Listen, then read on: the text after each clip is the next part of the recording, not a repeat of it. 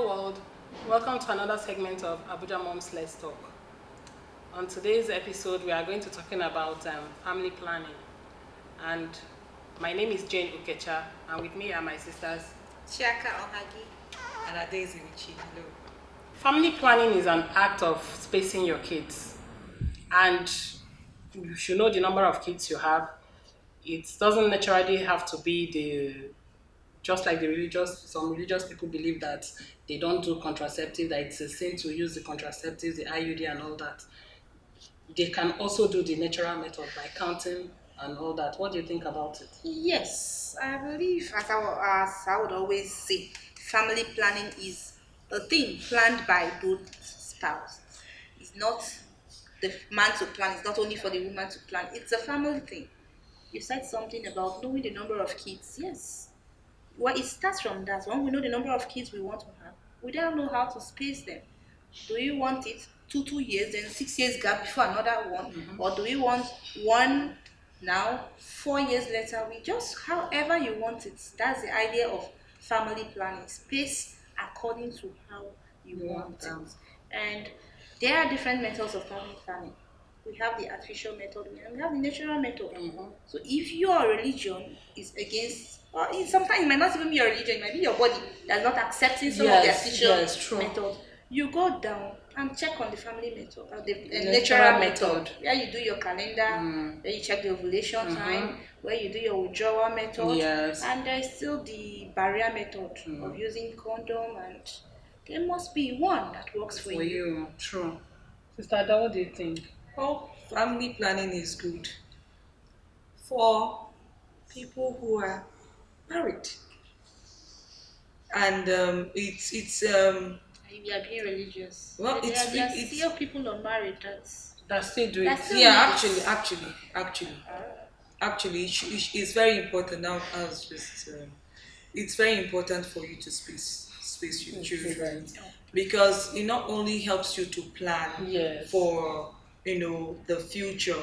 It also gives you some kind of room, or a breather, kind of, to you know rest before you have go to the next one. you go to the next one. It Because even helps your body bounce back a bit, but most importantly it helps families plan, because the school fees these days is in fact it's something that when you remember You plan. you You will even help you to you plan. will happy to help you to plan. School fees is a natural family planning. It's a natural I'm Honestly. telling you. But I think we are limiting it to just spacing of children. Family planning also has to do with prevention of pregnancy. Yes. Not every married wants children. Yes. Some unmarried. We're not limiting sex to only married people. But we are advising. We're advocating. It's adults. Well, you do it and plan yourself. Because I know a couple that refused to do family planning based on the religious aspect, and then the woman ended up having 9 kids that they can't even raise. Well, I would say they were not informed. When you say you refuse to do family planning, then you are not enlightened. Family planning, I don't think any religion stopped the withdrawal method. Abi? No religion will say count your ovulation. I count. I know the days to abstain. That's, we call it abstinence. You know the days to abstain, and you know the days Not not to. to. You know when you are free. You know when you are ovulating.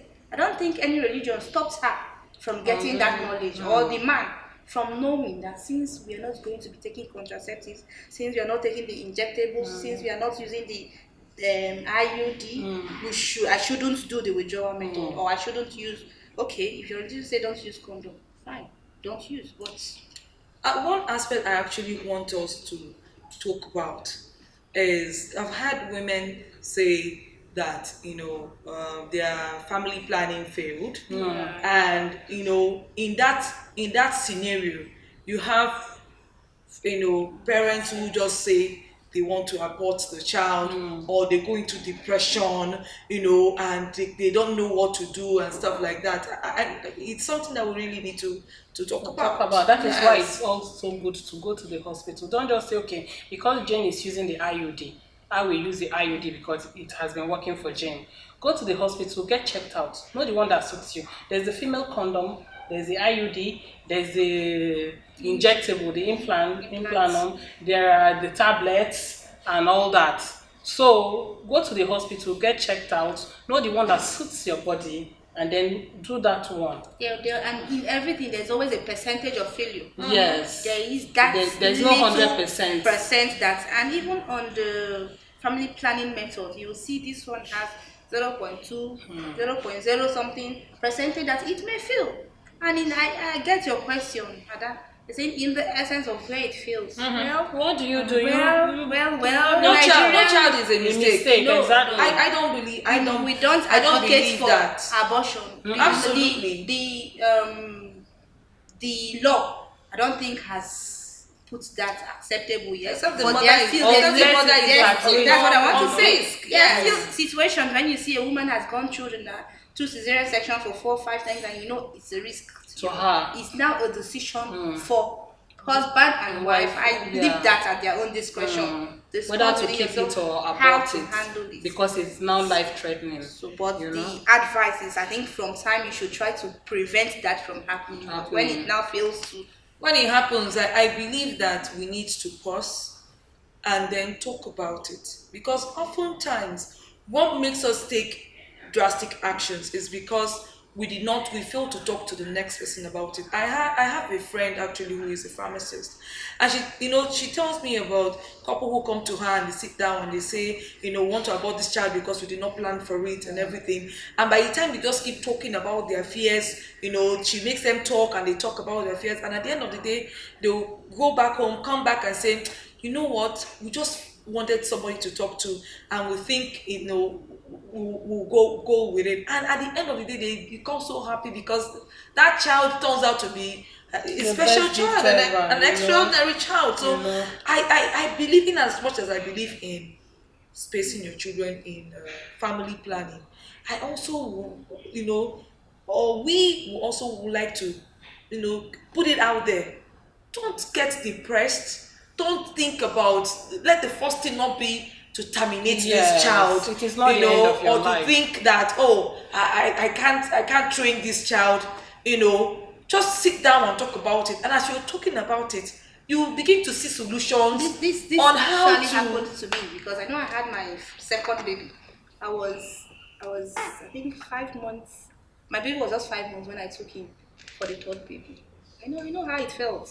So I'm communicating based on experience. I know the fix I was in. How do I handle pregnancy And a little baby of The 5 shame. months? The shame. I was going out there. You know how it is. You back one And with a carry big one. tummy, and And the the world is stress. judging you. How is she? How did you know? Don't you know what family planning is? Well, I didn't know, and I was believing that my lactating period was going to save me. Yes, but It because did. it actually saves Yes, some people. but it Some didn't. people's family planning is the period of They are breastfeeding. breastfeeding. But as long as they are breastfeeding, they don't menstruate. My own failed. You didn't save me. So I carried my pregnancy, carried my small baby. Today I'm happier because that little girl turned out to be the life of the home. You see? The elder sister was withdrawn, but with her presence, you see her always coming out. She dragging her sister around. So that thing you might think is a shameful thing might be your blessing in disguise. True. So we'd like to hear from you. What do you think about family planning? What are your takes on it? Until next time, it's Let's